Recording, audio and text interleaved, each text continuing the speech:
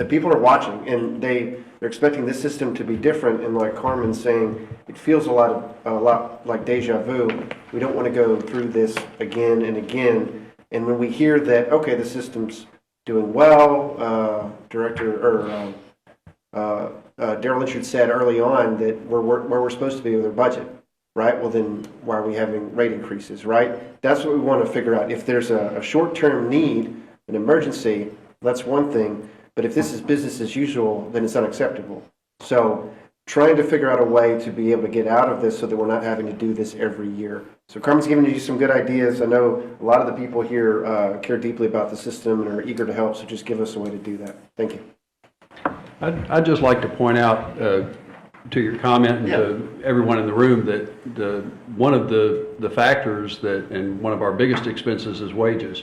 And the voters in the state of Florida voted for a minimum wage increase for $1 a year for 5 years. And so, for us to be able to attract and retain employees, we have to offer a competitive wage. If they can go to Whataburger and make $17 an hour, why would they come and work outside in the hot sun and the cold and in the middle of the night and that kind of thing to work here? So we've got to be able to pay a competitive wage. And when the minimum wage is going up, our wages have to adjust accordingly, as well as the cost of living, inflation. All of that affects the Holly Navarre Water System employees' spending power. Mark, do you publish those wages online? We do not publish our people's You don't wages. provide that information. Well, that's to private. What somebody makes is private. Okay, but we publish the total wages, but we don't publish individual job position. That's what I'm saying is when people, because who's paying for that, right? It's us, right? It's the membership.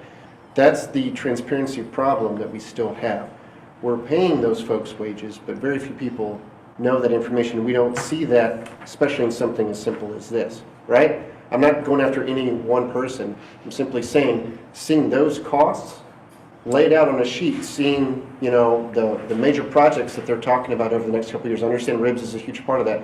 Seeing those numbers for the members helps us understand this is why we're having to do this. Getting the generalities, getting the debate about numbers during a meeting really doesn't help, and it doesn't build confidence as to why this is happening. So when we have a year of debating about the golf course or the spray field, this, that, and the other, then we get to this point where now the members are feeling both. That's where the frustration comes from. And I want you guys to succeed. I really do. I want us to get past this break that we have, and we've made so much progress with Jeff and the audit and everything he's implemented. You see how he's working through that, and that's great. That's what I would love to see from you guys over the next couple of years is here's our plan so that we don't have this next year. That's what we want to see. That's what we haven't heard is 2024. I see it right there. Doesn't look good, 4.5% increase. What are we going to do in 2025? Do the same thing? 2026, what are we going to do? Do the same thing? Is this just business as usual? Because I think people are kind of fed up with that. So we've seen where a lot of that money goes, haven't we, over the past year? And it's not just paying wages, right? It'll depend on what expenses are, whether or not there's a rate increase next year. Yeah. But the minimum wage is going to go up another $1 next year, and the $1 the following year. I understand that. We've also been through an audit for a reason, because there was a lot of money going to other places, right? That wasn't authorized by this board that we've been through. We want to see those things stop happening.